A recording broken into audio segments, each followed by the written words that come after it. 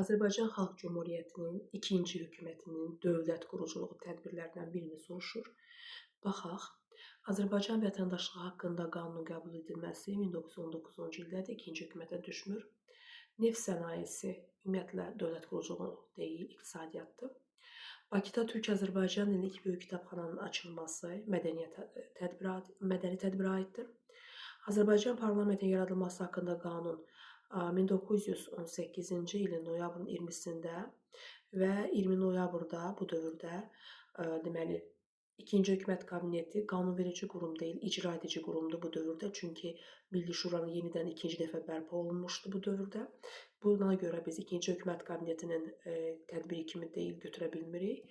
Dövlət bayrağının təsis edilməsi haqqında qanunun qəbul edilməsi bəli, məlumdur ki, 2 dəfə həm iyun ayında, həm də noyabr ayının əvvəlində dövlət bayrağının təsis edilməsi haqqında qərar qəbul edilib və hər ikisi də ikinci hökumət kabinetinə düşür. Onun verdiyi qərardır məhz və dövlət quruculuğu sahəsinə aiddir. Cavabımız olduğu E variantı.